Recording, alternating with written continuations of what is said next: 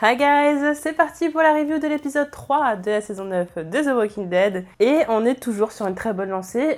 Honnêtement, pour moi, ça fait partie des meilleurs débuts de saison, toutes saisons confondues. On est vraiment sur quelque chose de qualitatif, sur quelque chose qui est vraiment entraînant. On est à fond dans l'épisode, on n'a pas du tout envie de s'arrêter. Il y a de la tension, il y a de la paranoïa. Et au final, pour une fois, les personnages assument ce qu'ils font. C'est quand même assez rare. On a des enjeux pour le court terme et aussi pour le long terme. C'est-à-dire qu'en fait, on a plein d'histoires qui s'imbriquent les unes dans les autres. À un moment donné, on pense qu'on a résolu un problème, mais au final, il y en a un autre qui va arriver. C'est-à-dire qu'en fait, il va tout le temps se passer quelque chose dans cette saison. À noter aussi que les musiques sont vraiment magnifiques. Je pense notamment à celle de début d'épisode, avec la discussion de Rick et Michonne par rapport à l'avenir, en fait, de créer un bébé. Et la dernière musique, justement, avec celle des Saviors qui partent. Je sais pas, ça me donnait beaucoup de frissons. Je les trouve vraiment magnifiques, ces musiques. Il y a beaucoup d'efforts de fait cette saison. J'adore. Franchement, l'épisode est juste incroyable. Des retournements de situation tout le temps. On en perd totalement la tête. D'ailleurs, justement, les personnages dans cet épisode sont totalement paranoïaques. Et à la limite, nous aussi, on devient parano. Une nouvelle intrigue, un mystère qui est légèrement dévoilé, mais qui nous fait poser encore plus de questions. On est vraiment sur un épisode complet dans tous les sens du terme. Et en même temps, titille toujours un petit peu le comics. C'est-à-dire qu'effectivement, même si les événements sont très différents de ce qui se passe dans le comics, il y a pas mal de choses qui ont été ajoutées, c'est quand même très respectueux de l'œuvre. Néanmoins, on n'oublie pas quand même deux choses, c'est que les shooters vont bientôt arriver. Bon, c'est vrai que dans cet épisode, on n'y pense pas trop, à part tous ceux qui pensaient que les chuchoteurs avaient tué les Saviors, mais comme j'avais dit dans la review de l'épisode d'avant, c'était pas possible que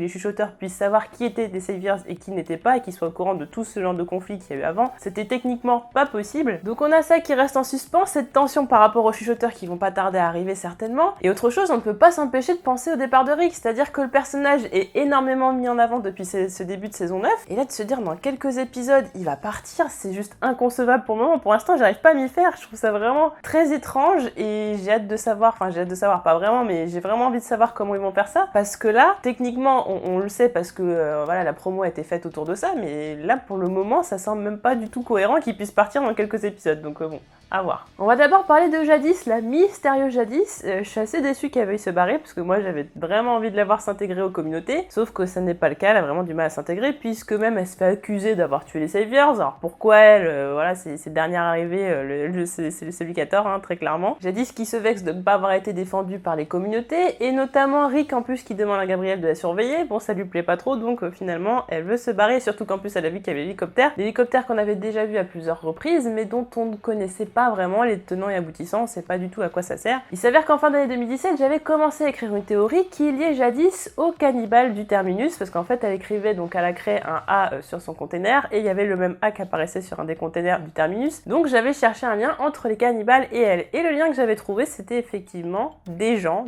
qui étaient troqués, puisqu'à la fin de l'épisode 16 de la saison 7 de The Walking Dead, on a Jadis qui essaye de négocier avec Negan une dizaine de personnes, et Negan ne veut pas trop en donner parce qu'il dit les gens sont une ressource. Donc on comprend bien qu'il s'agit de gens, donc on sait pas pourquoi Jadis veut récupérer des gens, c'est un petit peu bizarre. Et moi ce qui m'a un peu interloqué, c'est le fait que l'objet du deal avec Negan, c'était d'avoir des gens en fait. Et se poser la même question par rapport à Gabrielle quand elle avait enlevé, Rick demande ce qu'elle allait en faire, Jadis ne répond pas, donc on sent qu'il y a une histoire de gens, qu'elle récupère des gens, en plus elle les met dans des containers. Il y avait quand même quelque chose de bizarre. Néanmoins par la suite, j'ai pas du tout tourné la théorie parce que ça me semblait pas du tout plausible que Jadis puisse être une cannibale. Le point principal restant que le troc de gens est quand même impliqué dans tout ça, dans le fait qu'elle puisse avoir des vivres, ce genre de choses, donc tout était lié effectivement. Toujours est-il que les conserves qu'elle a eues ainsi que l'hélicoptère sont effectivement liés, comme j'en avais parlé dans une autre vidéo. Et là, finalement, je me dis que j'aurais pu venir à cette conclusion qu'elle échangeait les gens contre de la nourriture. Au final, je sais même pas pourquoi ça m'est pas venu à l'idée, parce qu'au final, j'avais tous les éléments, mais je les ai pas regroupés ensemble, tout simplement parce que le fait qu'elle troquait déjà avec des gens avec Negan, je trouvais ça bizarre que derrière elle retroque des gens, ça aurait pas eu de sens. Finalement, c'est le cas. Pour en venir à la révélation qu'il y a eu dans cet épisode, la question étant, est-ce que cette communauté peut être le Commonwealth? Je me pose la question, je me dis, alors techniquement ça a pas l'air d'être le Commonwealth parce que de toute façon ça aurait été Georgie, tout ça, et puis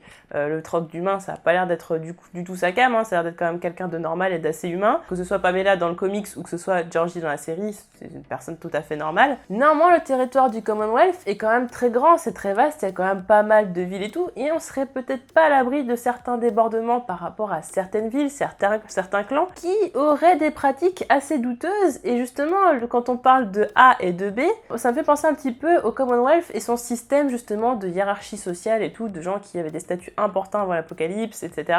Et justement, quand on a Jadis qui dit à Gabriel, je pensais que t'étais un B, est-ce que c'était, je pensais que t'étais quelqu'un qui avait de la valeur, qui servait à quelque chose. Est-ce que les A, ce serait pas justement, alors soit effectivement on est sur une communauté type cannibale et dans ces cas-là les A c'est ceux qui se font manger, etc. Et les B c'est ceux qui vont permettre de servir à la communauté, ou est-ce que ce serait plutôt une communauté très avancée comme le Commonwealth? C'est quand même assez bizarre de se dire qu'il y aurait deux grosses communautés très bien équipées, parce qu'on a quand même un hélicoptère avec le talkie-walkie, tout le tralala, faut avoir du kérosène, etc. Donc production, ou du moins voilà, avoir des gros moyens, à moins que ce soit l'armée, ce genre de choses, c'est quand même assez bizarre.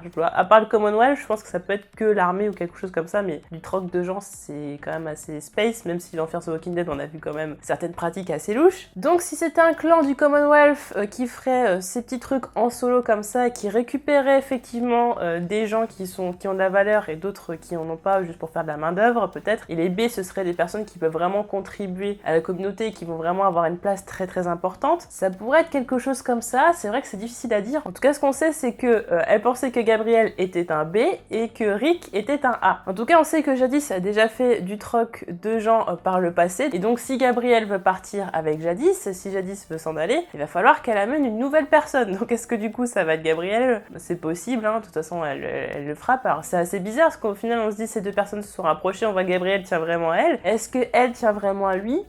Ou est-ce que c'est juste parce que c'était la seule personne, comme elle disait, qui avait vraiment voulu l'intégrer? C'est un petit peu bizarre. Toujours est-il que, n'étant pas intégrée dans la communauté, elle veut s'en aller là pour avoir une vie au-delà de tout ce qu'elle peut imaginer. C'est ce qu'elle dit d'ailleurs à Gabriel. Donc là encore, ça fait penser au Commonwealth, ou en tout cas à une communauté qui a des moyens vraiment incroyables, et d'ailleurs une communauté qui n'est pas du tout à côté, parce qu'elle le fait comprendre. Elle dit à Gabriel, de toute façon, c'est assez loin. En plus, elle le dit quand elle est au talkie-walkie, elle dit oui, vous êtes dans la zone, donc je sais que vous êtes là. Donc c'est-à-dire s'ils sont dans la zone, c'est-à-dire que d'habitude, ils ne le sont pas et qu'ils sont bien plus loin, plus s'ils viennent en hélicoptère. Ça veut dire que possiblement ils font des ramassages dans différentes communautés et faisaient donc des ramassages au niveau du terminus, c'est-à-dire que peut-être que les cannibales gardaient certains pour manger et d'autres les utilisaient pour troquer. Alexandria, c'est le paradis, tout va bien, Rick et Michonne vivent pleinement leur vie de parents, c'est mignon, voilà, même les cultures vont bien, Judith va bien, tout va bien, voilà. Au point même que Rick et Michonne pensent au futur, et le futur c'est un petit bébé Richon. Et ça fait déjà 2 saisons que les acteurs en parlent, qu'ils aimeraient bien que ça arrive, donc je pense que ça a de grandes chances d'arriver. Et ça va aussi dans le sens de ce que je vous parlais, que j'avais l'impression qu'il y avait un deuxième time jump, notamment par rapport à, dans le trailer justement, à Gabriel qui semble avoir pas mal vieilli. Est-ce qu'on pourrait peut-être voir après ce deuxième time jump le bébé de Michonne, ou peut-être bébé ou petit garçon, je sais pas, ça dépend de la taille du time jump. Pourquoi pas, ça pourrait vraiment aller dans ce sens. Le futur, ça n'empêche pas de repenser aux personnes qu'on a perdues. Eric pense évidemment à Carl. Et il y a cette espèce d'histoire avec la tomate que j'ai trouvé ça intéressant. Alors, ça a l'air d'être un truc complètement futile comme ça dans l'épisode, et au final la façon dont c'est filmé montre que ça a vraiment une symbolique importante. Et notamment donc on a Rick qui va aller cueillir la tomate, on a à un moment donné il va se recueillir auprès de Carl, et à ce moment on a Jed qui est totalement rebelle parmi les Saviors, qui va aller souiller cette tomate qui est un peu la renaissance, qui est un peu l'espoir de Rick, et tout ça c'est vraiment, ça symbolise vraiment tout ça, ce renouveau et l'espoir d'un monde meilleur. On a Jed qui va aller la souiller comme ça, et puis à la fin de l'épisode, le fait que les Saviors en partant écrasent cette tomate en faisant comprendre que finalement l'espoir de Rick est peut-être détruit, peut-être que tout ce qu'il a mis en place, ses rêves sont totalement brisés. Pour moi c'est ce que ça symbolise. Michonne elle continue de travailler sur sa charte, et là on se rend compte qu'elle est vraiment indispensable, et notamment le moment où on sent que ça l'est le plus, c'est quand ils sont tous dans la tente. Donc il y a effectivement le fait que Arat a été enlevé, et se pose une question quand même très pertinente, c'est une fois qu'on aura retrouvé le responsable de tout ce bazar, qu'est-ce qu'on va en faire? Est-ce que ça va être un Negan, c'est-à-dire qu'on choisit la façon de Rick, c'est-à-dire de l'enfermer et on ne tue personne, on trouve d'autres moyens de punir pour montrer justement qu'il y a une autre façon de faire les choses, ou est-ce qu'on fait la façon Maggie et dans ces cas-là on tue pour punir? Donc là il y a deux façons de faire, et le problème c'est que personne ne s'est mis d'accord, il n'y a pas de charte, il n'y a rien pour l'instant. Donc comment ça se passe? Pour l'instant l'instant, on n'a pas de réponse. Suite à la révélation de la mort de Justin, qui était totalement inévitable, de toute façon, on ne voyait pas disparaître pour être séquestré ou quoi que ce soit, on sentait bien dans tous les cas que ça servait à un but précis, le fait que tous ces personnages disparaissent. On a une paranoïa générale, et ça c'est assez jouissif parce que même le téléspectateur derrière ne sait même plus, parce que oui, on nous a montré que Daryl, il était contre les Saviors, donc ça pourrait être Daryl, mais si c'était Daryl, ce serait super chaud. Est-ce que ça pourrait être Carol? Ça semblerait bizarre. Maggie, c'est pas possible parce qu'elle vient d'arriver. Est-ce que ce sont les Saviors eux-mêmes, comme je pensais que c'était Jed justement qui avait fait un coup monté, quelque chose comme ça? Est-ce que ce sont les chuchoteurs? Bon, pour moi, comme j'ai déjà dit, c'était totalement impossible. Donc la suspicion se porte sur énormément de personnages, sauf sur des personnages évidemment qui ne sont pas mis en avant depuis ce début de saison 9, c'est-à-dire les femmes d'Oceanside, c'est-à-dire qu'on a fait en sorte de tellement pas les voir qu'on avait du mal à se douter que ça puisse être elles. Alors, dans la logique, forcément oui, mais vu qu'on les voyait quasiment jamais à l'écran, là, on pouvait pas trop se poser la question. Sauf que maintenant, avec le recul, quand on y repense, dans l'épisode 1 de la saison 9, on avait une discussion entre Daryl et Cindy qui évoquait justement le souvenir de son frère, et qui était très affectée, et c'est vrai que la remarque qu'on pouvait se faire à ce moment-là, c'est que la rancune était toujours conservée, et que ça pouvait péter n'importe quand. Cette situation, ça met quand même en avant beaucoup de choses. Premièrement, que les autres communautés n'ont toujours pas confiance en les Saviors, peu importe à quel point ils font des efforts, parce qu'ils sont quand même venus pour aider pour le pont. En même temps, on a la méfiance de Maggie parce que le bioéthanol n'est jamais arrivé jusqu'à elle, donc elle pense que c'est un coup monté. Donc tout est fait pour justement exacerber cette méfiance. Et du côté des Saviors, eux aussi ils disent mais c'est pas possible qu'il nous ait pardonné aussi facilement, c'est quand même très très bizarre. Donc forcément ça peut être que, alors peut-être que c'est pas un complot, c'est pas tout un tas de personnes, en tout cas il y a des personnes qui nous en veulent, et là va falloir qu'on se protège. Mais comme on nous a enlevé nos armes parce que justement on se méfie toujours de nous, donc ouais, en fait on est dans une espèce de cercle vicieux où les Saviors se sentent dans tous les cas en danger parce que on n'a pas confiance en eux, et les autres n'ont pas confiance en eux parce qu'il y a ce genre de situation qui empire les choses, donc c'est très très compliqué. Heureusement, pour pallier à ce genre de situation qui aurait pu dégénérer à un point pas possible, hein, voilà, tout le monde prend des pelles, des pioches, des fourches, on croit un peu les villageois mécontents contre, je sais pas, les soldats. C'était assez imagé, et donc du coup on aurait pu venir à un conflit mortel, complètement une espèce de guerre civile. Heureusement, on a le shérif Rick qui revient, et ce que j'aime bien, c'est justement la promo de la saison 9 est faite avec Rick qui récupère son chapeau de shérif, et je trouvais ça super intéressant parce qu'effectivement, là maintenant, Rick il récupère son rôle de shérif, c'est-à-dire qu'on a même des références par rapport à avant l'apocalypse sur son rôle avant. On en revenait déjà dans des premiers épisodes de cette saison 9, on y revient encore dans celui-ci, quand Daryl lui dit oui c'est vrai que ça c'était ton métier, t'avais l'habitude de savoir quand il y avait une blessure avec quoi elle avait été faite. Donc ce que j'aime bien avec ce nouveau monde, c'est qu'on n'oublie quand même pas comment étaient les gens avant l'apocalypse. Et on a enfin Daryl qui argumente un peu plus que ouais les Saviors ça pue, les Saviors c'est moche, les Saviors c'est méchant, qui argumente pleinement en faisant comprendre que, parce que moi j'avais un peu l'impression que c'était limite une guérilla un peu personnelle, c'était oui mais moi on m'a enfermé dans un placard, c'était Dwight, si j'ai culpabilisé parce que Glenn il est mort quelque part un petit peu à cause de moi, et là bon on sent que c'est vraiment plus altruiste que ça, c'est justement parce que lui il veut venger la mort de toutes ces personnes justement. Et Rick c'est plutôt l'inverse, c'est-à-dire qu'il dit effectivement, il avoue, et ça c'est super intéressant, il avoue qu'il a envie de tuer Negan tous les jours dès qu'il se lève le matin, c'est-à-dire que même si c'est le bonheur, il fait une vie parfaite et tout, il y a toujours dans un coin de sa tête, oui mais ce mec là il devrait être mort, parce que bon après c'est vrai qu'en plus aux États-Unis il y a la peine de mort et tout, mais bon ça dépend dans des états, mais le nouveau monde pour lui justement c'est de faire en sorte on ne tue pas les gens, parce qu'il y a déjà les morts se chargent déjà de la totalité des gens, si en plus ces gens qui restent s'entretuent, on peut pas y arriver. Il faut surtout montrer la voie aux générations d'après et même aux personnes qui sont déjà présentes. Donc lui, pour lui c'est le contraire, c'est que la mort de toutes ces personnes, bah justement il doit faire honneur à toutes ces personnes en ne tuant pas Negan. Donc c'est tout l'inverse de Daryl. Daryl fait un effort par rapport à Rick, Maggie c'est un petit peu ça, et en même temps elle est consciente vraiment du fait que Rick a raison, c'est là où c'est assez tortueux, c'est-à-dire qu'elle le sait que Rick a raison, elle le sait que c'est pour le bien de tout le monde, ça mettra en place un meilleur futur pour son fils, mais va quand même céder à l'émotion au détriment de la raison. Et c'est là où on voit la différence de maturité entre un personnage comme Daryl et Maggie et un personnage comme Carol. Carol qui fait comprendre, oui, moi j'avais peur que les choses redeviennent comme avant, ce qui se passait c'était clairement le retour des Saviors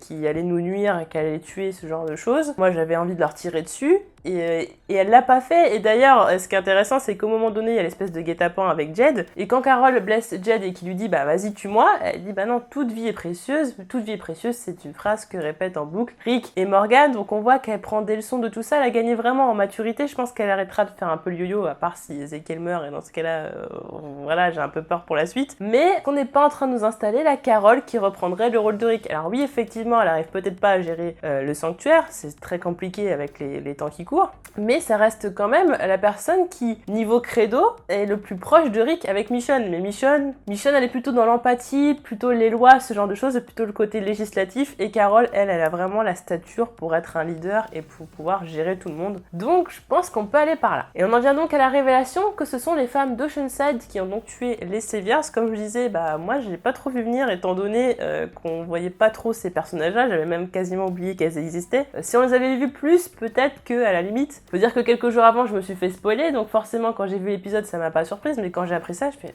ah oui mais je l'ai pas du tout vu venir en fait. J'étais vraiment persuadée qu'il s'agissait des Saviors, que c'était un coup monté total, et même dans l'épisode à un moment donné on essaye de nous faire croire avec le guet-apens de Jed que ça pourrait être Jed justement qui tuait les Saviors, donc c'est assez malsain. J'étais ouais c'est très bizarre, comme quoi même les scénaristes ont pensé à faire ça et finalement l'ont pas fait. Au final Oceanside, est-ce que c'est une bonne idée ou pas? Oui, parce que du coup on le voit pas trop venir. Alors dans l'épisode par contre oui, une fois qu'on a vu qu'il y avait le harpon planté et tout, bon voilà, il y a plus trop de suspense. Effectivement on voit plus Cindy que d'habitude, c'est quand même assez étrange. Béatrice qui a un comportement acteur studio niveau 0, très bizarre aussi. Bon voilà, je pense que si j'avais pas été spoilée, je pense que je serais venue à la conclusion un peu plus vite quand même. Et en plus de cette révélation, on a eu la révélation comme quoi c'est Simon qui a fait tuer tous les hommes d'Oceanside, et si ça vous dit quelque chose c'est normal puisque j'avais fait une théorie il y a 10 mois de cela en disant que c'était Simon qui était le responsable de tout cela. Suite au fait que le village d'Oceanside à l'arrivée des Saviors ait souhaité se rebeller, Simon a donc fait exécuter en s'alignant les hommes et les enfants de plus de 10 ans qui pouvaient être une menace par la suite. Donc, je me dis qu'en même temps, même si j'ai eu faux sur certains trucs, il y a d'autres trucs qui sont plus vieux qui s'avèrent être vrais, donc c'est assez cool. Et il y a une autre chose qui est intéressante, c'est que j'avais discuté avec quelqu'un sur Twitter par rapport au Final Warning. Donc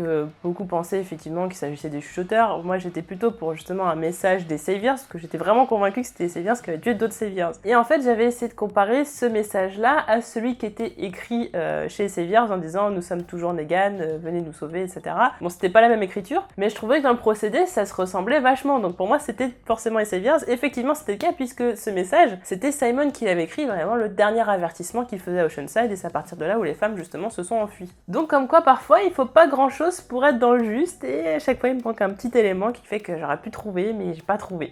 Comme par hasard ce sont Maggie et Daryl qui trouvent les responsables, et c'est pas de bon augure pour Arat. Arat a donc été enlevée, elle est sur le point de se faire tuer, Arat qui a donc tué le petit frère de Cindy, et on peut se dire bah oui mais ça se fait pas parce que Arat a changé, elle renvoie à un moment donné même qu'elle essaye de calmer les choses avec les Saviors, qu'elle veut pas que ça s'envenime, qu'il y ait de la violence, ce genre de choses. Et en même temps, des fois, on a l'impression qu'elle la voit un petit peu prendre parti, notamment au début de l'épisode où elle est sur la route et tout, quand il bloque la route à Maggie, on la voit avec une posture un petit peu, oui, on bloque la route et tout, c'était un petit peu bizarre. Donc, est-ce qu'Arat a vraiment changé ou pas? Surtout qu'en plus, c'était quand même quelqu'un d'assez horrible. On se rappelle quand même que Arat a tué Olivia, et notamment quand elle a tué le petit frère de Cindy, elle a souri, elle a dit pas d'exception, on tue tout le monde, il n'y a pas d'exception, et elle a souri.